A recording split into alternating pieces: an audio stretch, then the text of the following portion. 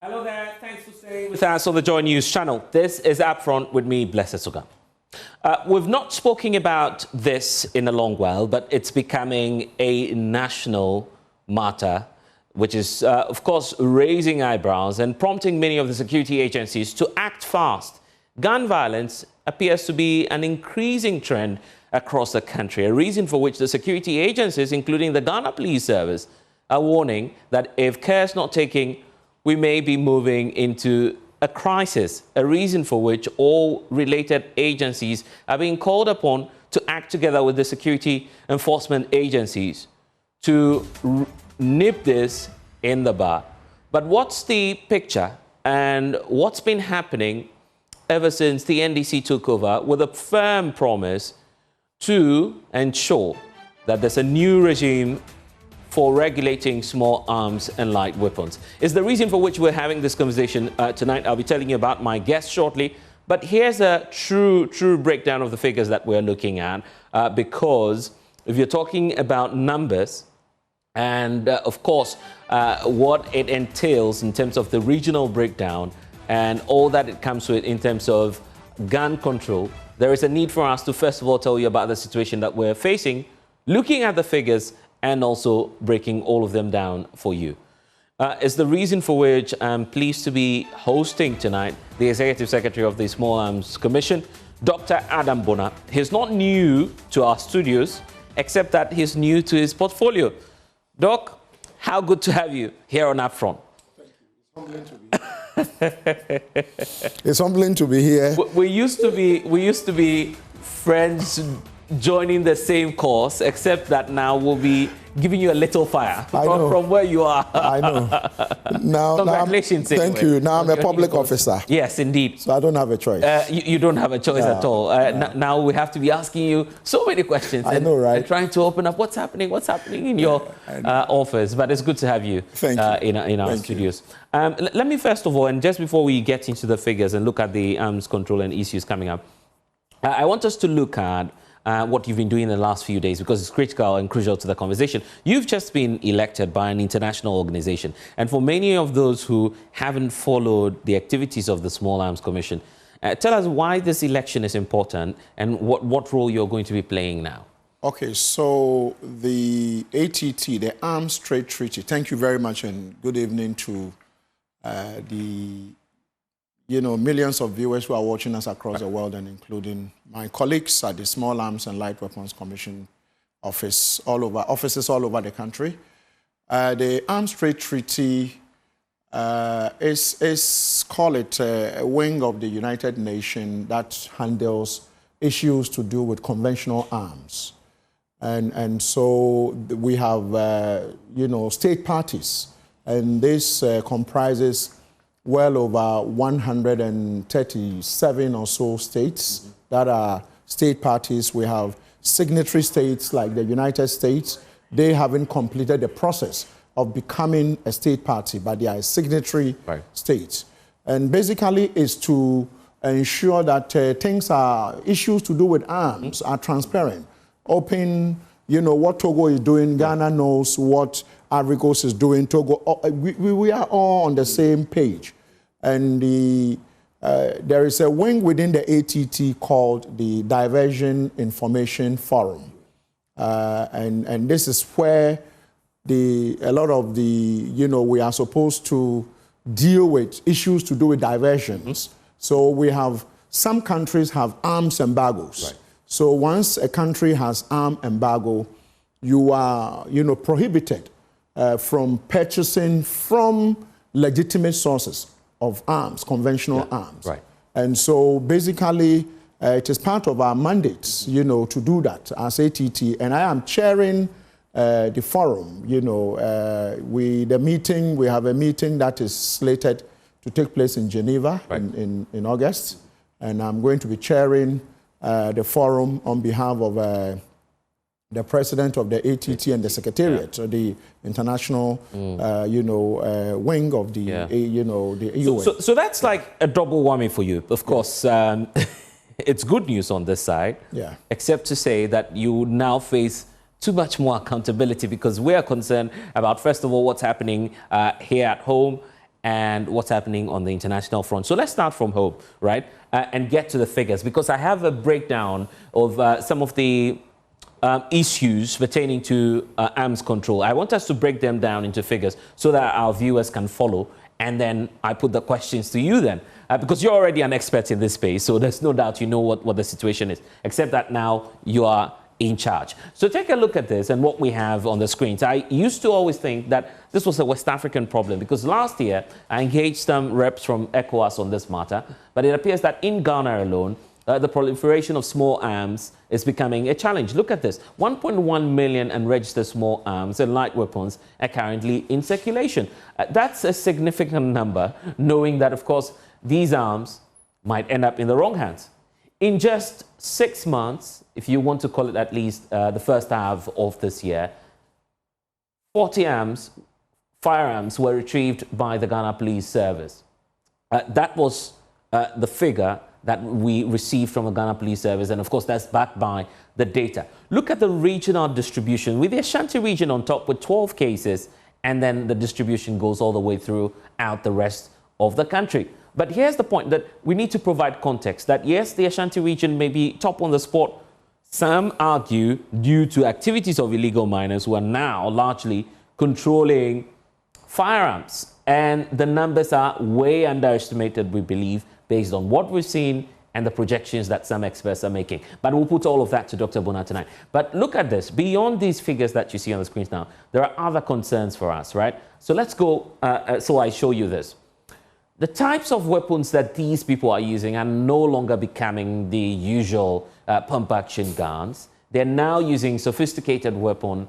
You have AK-47 rifles in there, locally manufactured guns, pistols, and explosives as well, coming into this mix. So just take a good look at what we have now. It's not just the usual traditional pump-action guns. Now, cases are also on the rise, because the latest reason for which we're having this conversation is what happened up north, Bimbala, right? You have a stray bullet killing a student up north just this month. And the same was the case for last month.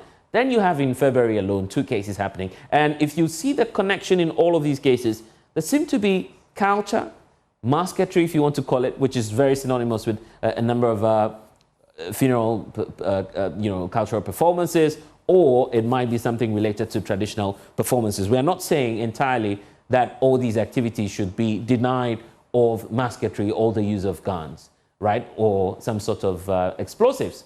So these are the cases that are fresh in our minds, and of course we'll be bringing to the fore some other related matters that are here before us. But take a look at what's happening in just this month alone with a student being killed up north.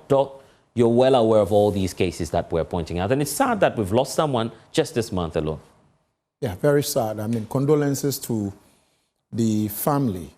I think people shouldn't be losing their lives, most especially these days. It doesn't discriminate.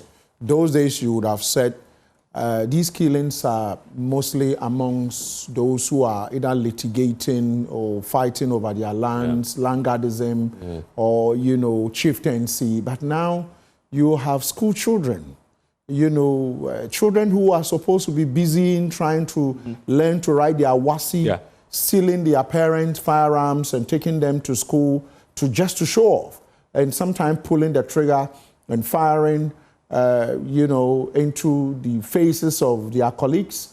And the incident that happened in the Ashanti region, where, the philanthropist, Mr. Mahama, needed to, Ibrahim Mahama had to fly, thank you to him, fly the students abroad for treatment. Right. It tells you that we have a serious problem.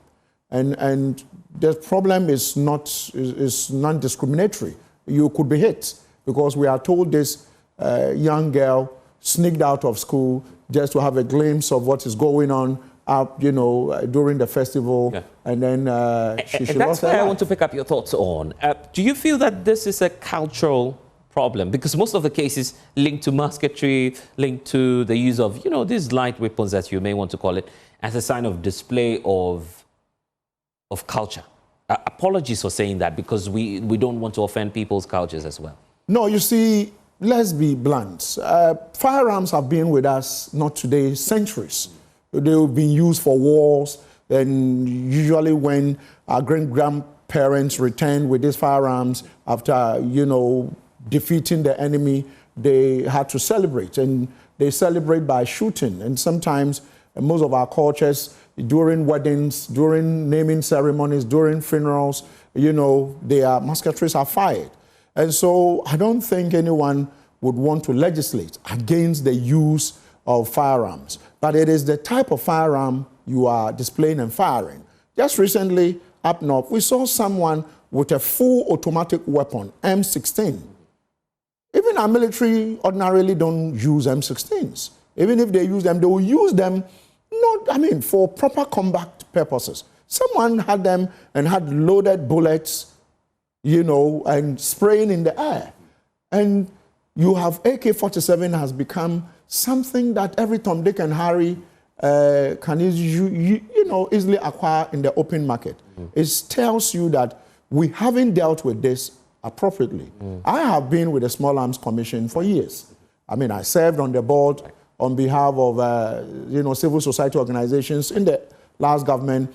Prior to that, I've had very good working relations. So I go back with the Small Arms maybe 10 years or something. So I've had very, good working relationship with them in meetings and dialogues and all that.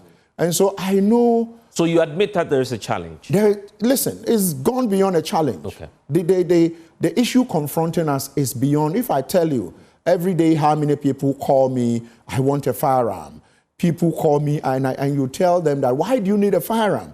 And sometimes you need to school them that there are two things. The firearm, you could use it mistakenly and you will end up for life in prison, or you might attempt to use it and kill yourself. There are a lot of, so people, and Ghana is so peaceful, if you ask, relatively peaceful among our neighbors. And therefore, this craze for firearms is something that, if you ask me, I wouldn't limit it to just culture. The last election, I would tell you that the role some of us played, you would see there were, a lot of firearms out there. But fortunately, Ghanaians were well awake, we're all well awake, and therefore, those who wanted to use them couldn't use them, because then the election was so clear. The people's voice was so deafening that you couldn't say, you know what, I cannot hear it. If not, it would have been so bloody. And so mine is that there is the need for us to, gradually, and I have said to my colleagues at the Small Arms Commission, and kudos to the Ghana Police Service, they are doing a good job. Right. Listen, police officers come under, police officers who are sent on patrols, you'll be fortunate when you come back home. Because you are armed with AK-47. Ordinarily, you are expecting the police to go out there believing that the criminals out there is using the lighter weapon. And they go out there and sometimes they come under barrage of bullets. And these are human beings just like us, with families. And sometimes they are shot. We know officers who have been killed in this country. And so mine is that they have done their bit. But you see, for the rest of us, if you ask me, in the industry, we are not lawmakers. We don't make laws. And so we can only ask that proper laws be made for, proliferated arms, illicit arms, to be regulated. Because at the moment, and I say, that without any shred of doubt in my mind, that Blessing, if you don't have proper regulations, you cannot enforce anything. If you don't have proper, that is sad. I'm sure there's a reason why the president appointed me to be at the Small Arms Commission to help, sanitize it, because then it is a serious. And since you're speaking about the president, let's start off from there. A promise was made to us that the whole arms regime would be sort of giving a new breath of regulation. Have you started the process yet? Because that was the NDC manifesto, that something was going to change about proliferation. No, we have started. I must tell you what my minister, Honorable Mutakab Mubarak, has been on us to get the arms bill, reviewed, because this was done. We did it under the MPP. Okay. And I pushed. If you ask my brother Ambrose Derry, if you ask, what's his name, Honorable Henry Corte, they will tell you how some of us pushed for this bill to be passed into law. But unfortunately, it wasn't done for one reason or the other. And so you see, if this had been done earlier on, where we find ourselves today, we wouldn't be there. And I'm calling them out because it could have easily been done. I mean, unfortunately, I had to call them. Right. But we want to say it as it is. If it was done, today where we are today, every Tom, Dick, and Harry wants to get it. But I will tell you that under the Minister of the Interior, Mutaka Mubarak, Honorable Mutaka Mubarak, is actually pushing more than some of us are pushing to get the bill passed. You know, the president mentioned it in his first State of the Nation's address. If you look on the NDC's manifesto, the NDC manifesto, specifically on page 156, it talks about a legal framework, restructuring the whole, Arms Commission. I want to call it the Arms Commission of Ghana. And probably it's the reason why the president got some of us there, because probably he believed we could bring some change to the industry. Here's the question. What needs to be changed? And if it's not broken, as some are saying, why fix it? No, what needs to be changed? At the moment, we are not regulating anything. Really? When I say, we are not regulating anything. There is a law that is over 50 years old. We are not, and that is the truth. We are simply not regulating firearms in this country. There's no regulation. So what you mean to say is, I could get up. You could get up. Yes. You go, you get a license. You see, when I say it's not, the whole chain, supply chain should be regulated. You cannot put in you can't have a legal framework that is over 50 years old. And that only regulates how a permit is issued. You give me, I don't know, I know you are a journalist. Right. You went to GIJ or you went to, some school of communication to be trained. How do you give a deadly weapon to an individual who has not practiced to shoot? You don't know whether the person has a safe place to keep it. You don't know, and the punitive measures, it's just like the reason why a lot of taxes are not collected is because the cost of collecting these taxes becomes much more than the revenue you would collect. Yeah. And therefore, the incentive, is not there for you to do it. And so the legal regime is not punitive enough. The sanctions is not. So you catch someone who is in possession of, let's say this is AK-47. Right. You caught him with it. What is the punishment like? It's so minimal. Unless he was caught you caught him in the act of going to commit a crime. Then you say, he was in the process of committing a crime, and so the weapon is added. But ordinarily, if you found it with him, what is the sanction like? It is not, so punitive. And therefore, you hardly will see people who are caught with firearms going in for, let's say, 25 years. There's a reason why I called for the data, and I want us to look at that, the regional breakdown. Probably we'll get back up on the screens, where the Ashanti region appears to be leading in terms of the retrieved arms. And my suspicion is, and it may be the case if you're looking at the trajectory, Eastern region is also featuring very high there. We'll get the figures back. That all of this is happening because of remotely illegal mining. And that space, according to some other research works that we've published here, are gradually seeing the infiltration and proliferation of light weapons. Correct. You are 100%. Is that the case from the perspective of the Commission? For Ashanti region, right, there are several factors. One of the factors has to do with the position of the region. So those coming from the Sahel, let's say you are coming from the Sahel to Accra, you are most likely going to go through Ashanti region. If you are coming from Accra down south towards the Sahel, when I say towards the Sahel, up north and the rest, you are most likely going to go through the Ashanti region. And so what happens is that you are most likely going to have some people who say, I want to rest in Ashanti region and never leave again.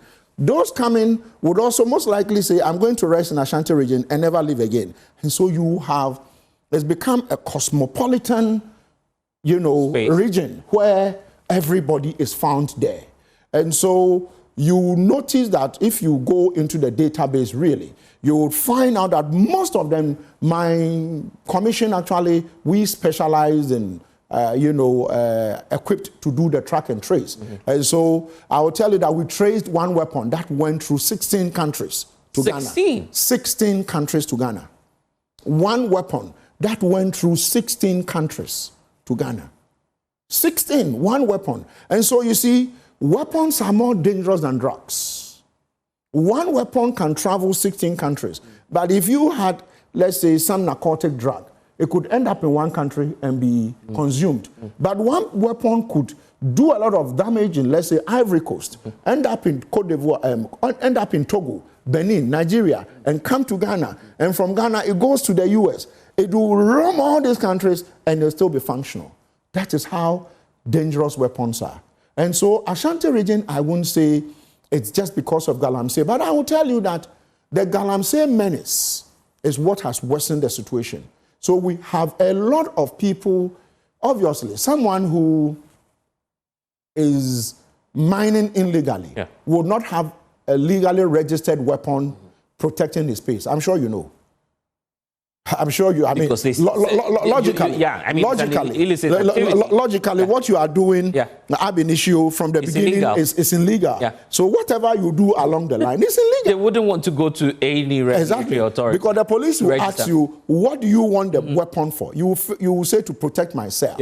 Or we would ask you, from what? From what? You won't say from someone stealing from your Galamsey site. So 99% of the weapons you see at Galamsey areas are not registered.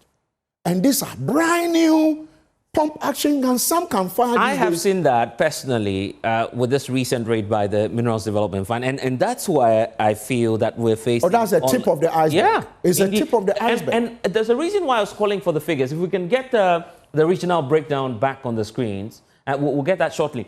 You look at the numbers that we're retrieving. Greater Accra appears to be the very least.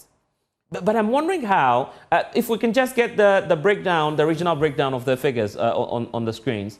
So I make the point I was about to, just point to, that Greater Accra is listed on that, chart. Here we go.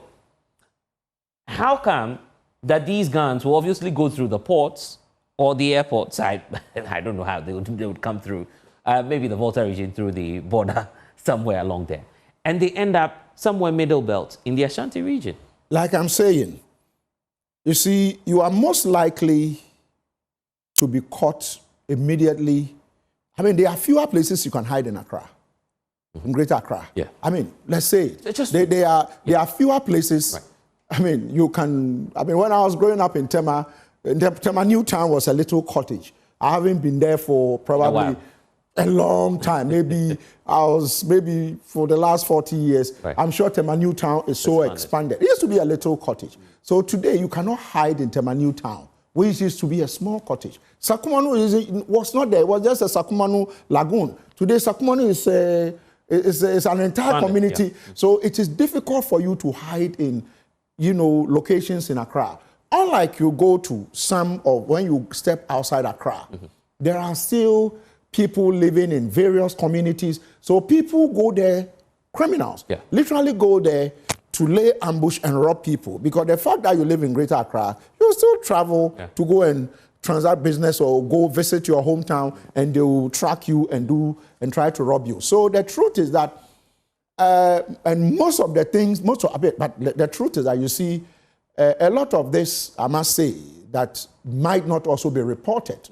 We need to be careful what we are reporting, because then we report what we must report. But what I'm trying to let you know is that my team helps with a lot of the, unregulated and documented areas. We do it. But like I'm saying, we've got to, the truth is that some of it are arrested. It needs to be investigated before we report. But whatever the case, if you have 1.1 million of light weapons in circulation, and having just 40 retrieved, it's not game over for them, is it? It's not. You see, we have called, and I am sure that the regulation, we would have a new regulation in the shortest possible. I think by next week or so, we are supposed to do the final review before it goes to cabinet. Okay. I'm not trying to jump over my minister and the rest, but I'm just being very cautiously optimistic, saying that the president himself has mentioned it,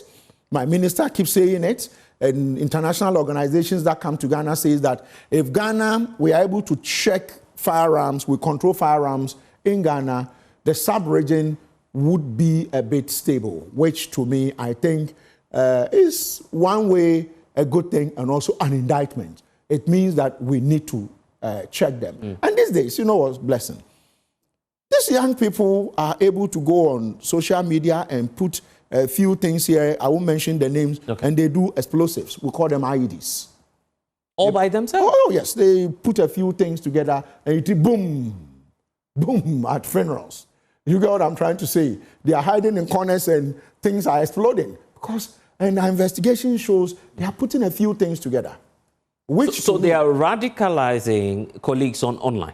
Of course, because the information is there. Information is there. So mine is that I'm sure that it's just a matter of time. Fortunately, the average Ghanaian will not want to be too confrontational, which is an advantage. So you go for international meetings and conferences, and they ask, how come? And you tell them that, how come? I'm not able to explain.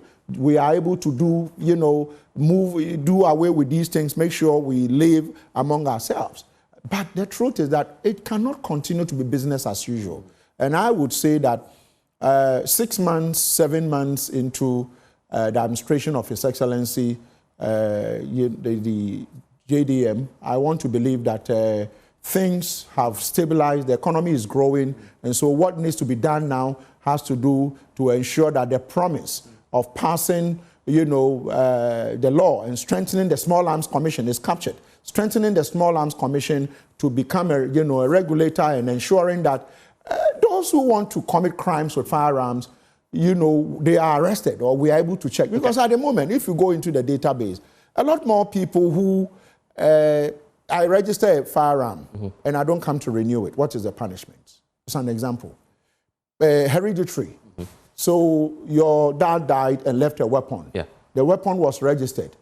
So in sharing his estate, the weapon was not given to anybody. The weapon is tucked in a corner and, is taken. What is the punishment? But if all these things are spelled out, once you are alive, when you don't fix it, whoever is supposed to be your next of kin, whoever is supposed to take the administrator of your estate whilst you are dead, probably could be called to give an account on this. So we would begin to put, self-check measures in place. But at the moment, I would want to say we had the opportunity to do it. And I say it painfully because I fought the then board chairman, Reverend Frimpong Manson.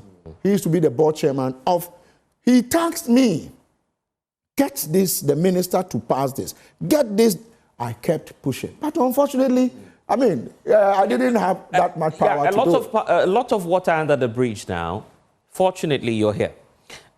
So if the conversation comes up, there's no way we'll excuse the Small Arms Commission. Oh, yes, you can't. No. So tell me about what practically you have done so far.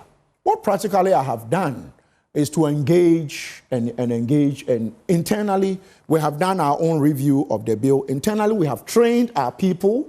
Internally, what we have also done is to do a lot more tracing because every firearm that comes into this country has a code. And so what we have done is now when a firearm is found, is seized, we get, if you check on this firearm, right. check on this firearm there. You can see a number on it. Yeah, this number, when you key it in, if I'm closer to it, I'll be able to tell you which country is coming from straight away. The source. The source. Right. I'll be able to tell you which company produced it. But what we have, an added layer is we have also, marked them. And one of the things practically we have done is that we have marked, for instance, Ghana Police. We have marked about 90% of all Ghana Police weapons. You know why? 10% not marked. 10% not marked. Because along the line, there has to be elections, and they needed to do deployment, so we halted. But it's going to continue. We did that together with the MAG, the Mines Advisory Group. These are international organizations that help us to do it. We've marked part of the military weapons. The truth is that sometimes there are leakages through national armouries. When I say leakages, you remember the incident in the Volta region thereabout, where the secession group broke into some armories and picked weapons. And so let's say a weapon leaks out from the National Armory and we picked it. We should be able to tell that this weapon that has, an internally coded by the small arm GPS, so and so and so, is for the Ghana Police Service. And maybe it is coming from an armory in Hamley or from Aflao. So we are able to do that. That is the added layer you've That's the added layer, board. practically. These are the things we are doing. Okay. And also destruction of firearms. I mean, I think today is the International Day of Destruction of Illicit Weapons that have been seized. Ideally, today we have a cache of weapons that we are supposed to be destroying. I think we are actually written to the police to get them from the armories to destroy them. Right. The idea is that if you look at the Arms Trade Treaty, protocol, we are required, the Small Arms Commission together with other state agencies are required to destroy these weapons in the public. The idea is that as you keep them, if anything happens and there is a break into the armory, these weapons goes back into the atmosphere, into the public. And so it is one of the practical things we have done, and training our staff. And we, as I took over, we also had the only weapon detection system. I had to get the manufacturer because then my personnel were not too trained. I had to get them to train them. And so through that, they've been able to seize or, get some weapons at the Gapo, Temaport. Okay. And this is helping us. So practically, we are playing our role. The police, everybody is playing his role. The only thing is that sometimes, not sometimes, you look at the legal framework and you are wondering, okay, so the guy who is selling BB cartridges, my team, they arrested together with someone in Aflao who is not supposed to be selling in Accra. He sold to someone who was transporting these cartridges outside Ghana, and we arrested him in Aflao. We brought the person here to come and look at where these ammunitions are. And we noticed that, okay, even though the person is going through prosecutions, there are challenges here and there because, the person is likely to spend some time. I don't want to prejudice the case, but the truth is that the kind of sanctions we would have wanted to be so deterring to others, we don't have it. Tell me one thing that will drastically change after this bill is considered. What is drastically going to change is that you will do an assessment of yourself. If you actually want a weapon, the process will take you through. Proper evaluations are going to be done. We are going to have indoor shooting ranges. We don't have them. When I say indoor shooting range, what we have are literally for the security agencies for their own work. It is not open to the public, even though the police they've been very magnanimous to sometimes allow civilians to come in. Yeah. It is not open to the public. These are some of the things that when the law comes in, it will change. And also, it would make it easy for us because then at the moment, track and trace is difficult. If we license the weapon, you came to us and we took you through the process and the weapon was licensed to you, we are able to come and retrieve the weapon. If, let's say, you spend a day, today when I was on my way here, DVLA people did this and we stopped and they asked my driver, can we see your license? You got what I'm trying to say? At the moment... You should be giving the power to do same? Of course, we should be able to. You have a weapon. I should be able to hit a button and say, your firearm is not licensed. Right. And immediately seize the weapon and ensure you are arrested and detained, and then we take you due process. You do one or two, people will reassess themselves to tell themselves, do I need it? I don't need it. Because at the moment, the people have gone beyond pump actions and now looking at sophisticated weapons. Go to, unfortunately, our traditional leaders. I think we have to do more. And so when this law comes, all of them are going to be factored into it because I think that traditional armories would have to be refurbished. When I say traditional armories, it's going to be mandatory. You get what I'm trying to say? But at the moment, there is no law that says that I can go to a chief's palace and say, I want to inspect your armory. What do you... That would also be a bit disrespectful. You can. But when the law is there, you engage them.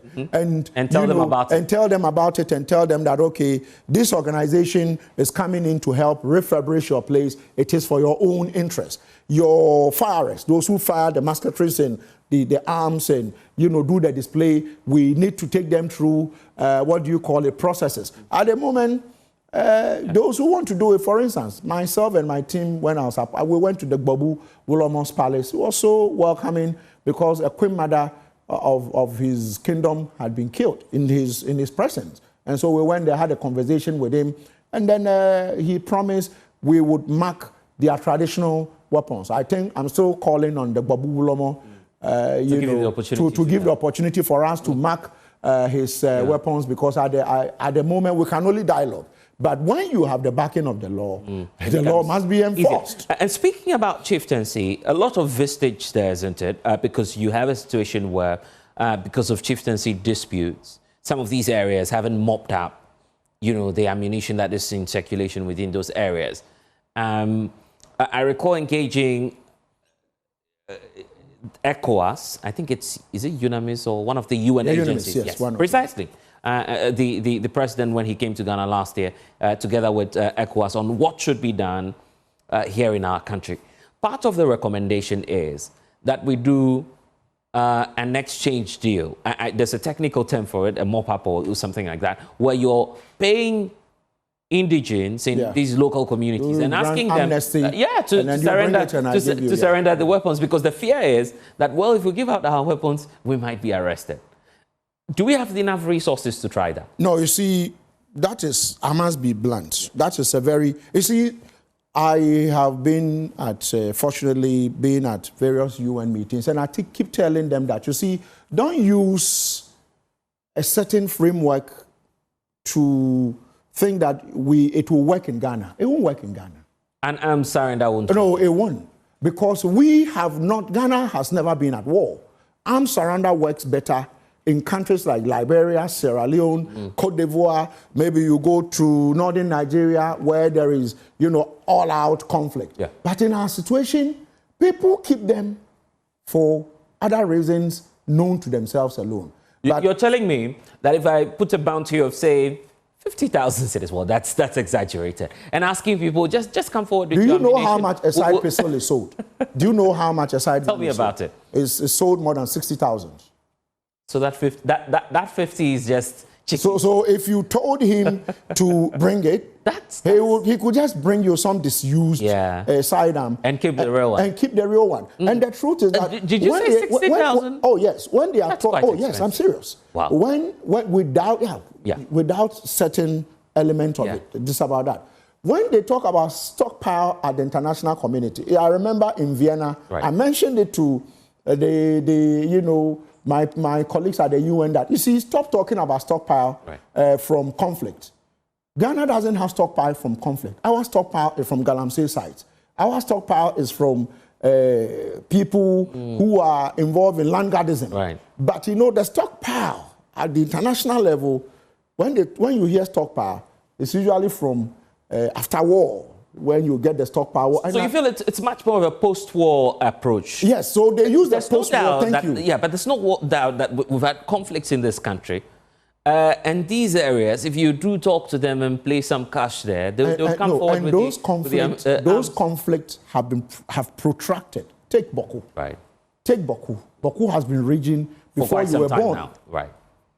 Before I was born, Boku was. So these are, there has to be a way to deal with Boku. And when for instance, you see Alavonyo in Konya. Right. The pragmatic steps that were put in. And now we have a military base there. Calm the situation. And so you need to put situations down to make sure that feuding parties don't.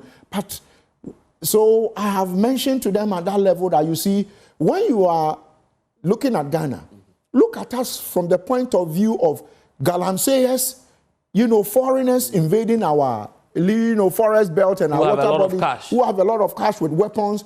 If you tell a Galamseyer, give me your pump action gun for 50,000, he'll tell you, are you really? Are you serious? It's a small gold, I'll get 50,000. Why should I give it to you? Yeah, he'll give it to you. I don't know if you know what I'm trying to say. I get the point clearly. Our situation... But with a little touch of diplomacy, maybe, listen, you would convince them to give you cash. This thing we are doing, the guy in the Galamsey forest is not watching us. He's busy. He's busy. The guy who employed him to do the Galamsey is the one watching us, and I'm sure he's having a laugh.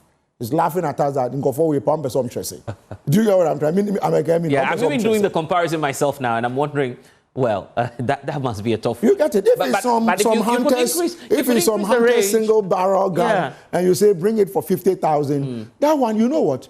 The artisans. It's one thing. We don't also regulate the artisanship, those who make them locally. This law, and the truth is that it's like, you see, we found a way to see how we can integrate illegal miners. Now we have small-scale mining. It's a way to deal with the menace. But we don't have a clear-cut law that also catches how the guy of the locally who's fifth, there's a fifth generation maker of firearms. His great-great-great-great-grandfathers were making it for a living, and he's also coming and is making it. You say he should stop doing it. And you have not given him another source of livelihood. You haven't integrated him onto your system. But if that guy, if the law captures him and he's given proper training, and you know what? Some of them, I mean, we are in touch with them. You go to our Ashanti regional rep, is doing so well. You know, Kenneth, doing so well. He's met them, he had trainings with them, and they give us a lot of information about some of their colleagues who make these guns. But the truth is that we need to regulate them. And I say, any space that is detrimental to human society, that is not regulated, will destroy that society. And so mine is that there is a need to bring those who make them illegally, the artisans, regulate them, train them. You put them in a room, you train them. You put them, you know, okay, if you do them this way. Give them the resources. Now when they do them, you know where the weapon is going to. I'm interested in that conversation about locally manufactured weapons, right? Because you're easily able to track the ones that are imported, as you're telling me. You can even tell which country it's coming from.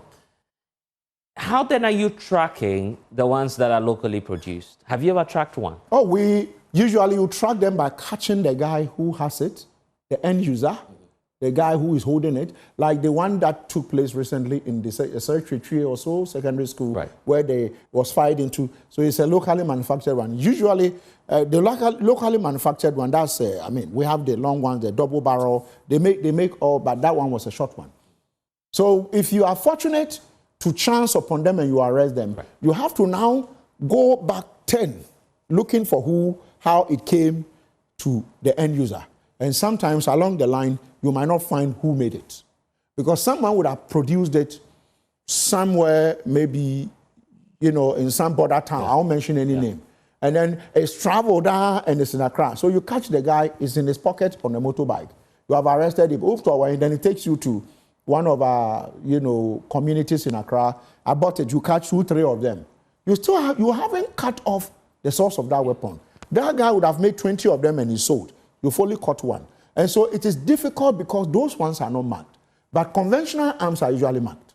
For conventional arms, it's increasingly becoming difficult for your outfit to have you know, some sort of grounded information. Yes, when it comes to locally manufactured. Yes, very difficult because then... And they could be in their thousands. Oh, the truth is that, like I'm saying, you don't have information means it's difficult to fight it. If you only deal with an issue you have so much information on, even though we have the leaders of the artisan, I mean, the locally manufactured weapons, their leaders, we have been with them in trainings over the years. And they are forthcoming with, they are worried. Even the arms dealers themselves, their leaders, are worried that there are a lot of people who want to be arms dealers in the industry who they don't actually, you know, who they think are not doing the right thing. I'm sure there's someone watching us now, Doc, who's asking the question. You're used to having conversations and very comfortable with people speaking about guns, grenades, you name them. But someone watching us at home now is like, what are you even using the gun for in the first place? It's a question we have asked. First of all, maybe there will be 3 uses in the Ghanaian context. People will not purchase gun in Ghana. If you go to America, they purchase gun and they tell you that it is their birthright to purchase guns because after the American Civil War. But in Ghana, we've never been at war. So war is not part of the reasons why people purchase. One is for hunting. It used to be for hunting originally, for hunting. I mean, we used to, the slave trade, that time is past, for hunting. Then you would have those who would say, I need it for protection. Then you would have the third layer, who would be purchasing it I'll broaden it, for fun, for celebration and other things. And then probably we look at the 3.5, that will be for robbery and crimes. So this is the reason why people would want them. But most, when you look at it, most people in this country don't need weapons. I don't know where you live, but when you are driving from your home to this place, nobody even threw ice water, pure water at you. Yeah. You would go home the same way. 12 a.m. you can get out in Ghana here and walk. Ghana, Accra is more safer to walk than walking in London. I keep telling people, because you could easily be knifed on the street of London. Accra, how many people get knifed? So it tells you that we don't need weapons. We need to. We are doing a lot of sensitization. For people to understand. For people to understand. We are in schools and doing a lot for people to understand that, don't own it or don't attempt to own it when you don't need it. And possibly why I feel someone may not even think about owning one will be the issue about the cost. Anyone who wants to purchase a weapon would have thought about the cost, done his own feasibility study, and tells you that even if it is 200,000, I'll purchase it. People... Really? Yes. They will tell you that, you know what? I'm going for one. I'm going for one because someone sent me a threatening message. I said, someone sent you a threatening message. Go to the police station and report. Why should you go and buy a firearm so that next time when the person threatens you, you go and shoot him? He says, no, maybe the person will come at me. I said, how do you know? So we need a lot of sensitization, which my institution does a lot. But the truth is that, you see, sensitization alone doesn't work. People must begin to see how the law bites. You have a weapon, you haven't renewed your license, they come for you and you go inside, like I graduated for 15 years, you will learn sense. Next time you won't sit on social media and make noise. So these are things, we've had, celebrities who showed firearms and the police were at it. Pick them up, Pick them up. And, and it's become a deterrent. If not, if the police didn't act that time, it would have been... and we had a kanka in Kumasi where they were shooting some toy guns. And quickly the police nipped that in the bud. If they didn't do it, they would migrate into something that might have been a disincentive. But what's becoming an incentive now is the artisanal sector. You are able to effectively track the ones that are imported. What's giving you this big hurdle? That you're not simply able to call these artisans in, ask them to perhaps provide you with specific locations where they are doing the manufacturing of locally manufactured weapons, so you are able to just track them, just serialize them at least, just as you've done for the formalized ones. At the moment, when the guy knows that what he's doing is illegal, it's like someone selling cocaine. You catch a cocaine dealer, he's likely not to tell you where all the cocaine dealers are. You catch him. But at least you have the ones that are pre-existing. We have a good number of them on our database, but that is a tip of the iceberg.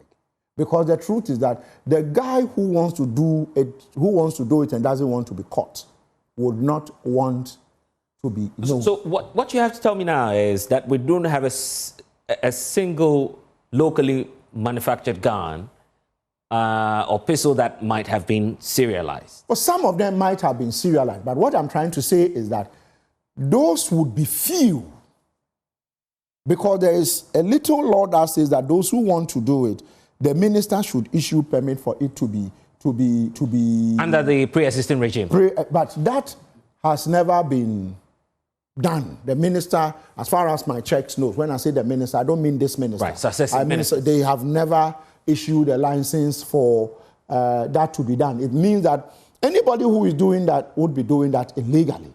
But if you found one that is being licensed, is being coded, yes, we are able to trace. But I want to tell you that is few. But it's not just Ghana that these locally manufactured. They are made all over the world. I mean, Nigeria, Togo, everywhere. So that's where the porous borders and its issues will come up. If you speak to immigration, they'll tell you they have 4,600 or 4,000 something porous borders. So we need to deal with it. Wow. It's a canker.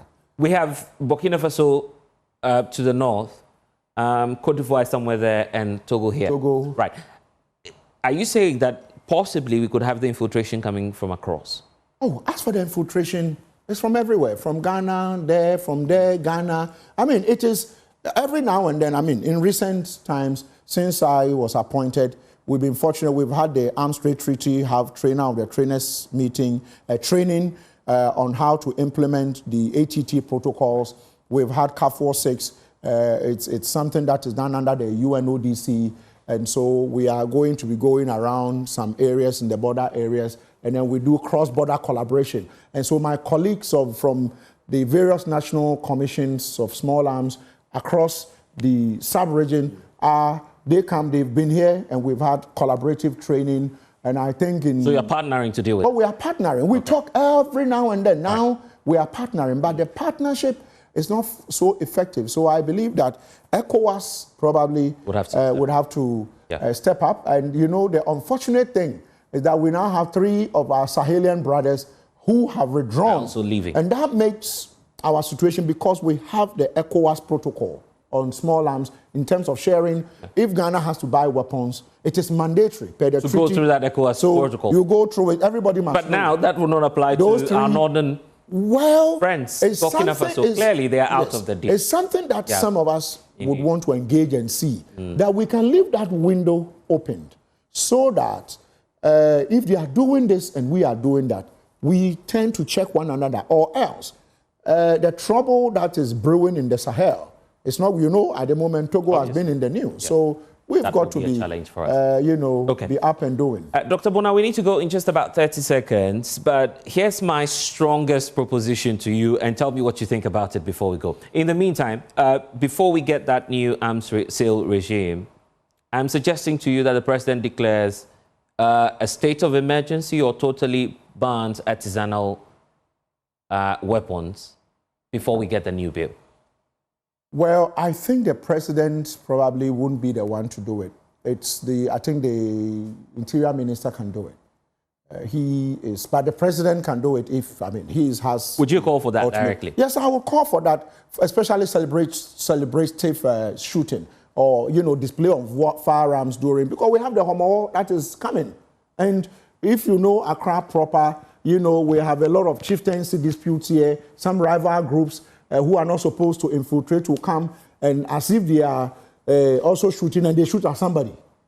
And so if we can actually have a fiat that says that no show of weapon at any event, that way it becomes easy for the law enforcement agencies, the police and the rest, to move in and say that we now have a law that says that no one should show weapon until this is done. So Dr. Bona has always been a friend of the show. We'll have this conversation again, and I promise you that will be when the new regime is in. Dr. Adam Bona, thank you for spending time with us here on UPFront. And that's all we have for you here on the show. I am Blessed Sogah. We'll see you again. Bye-bye.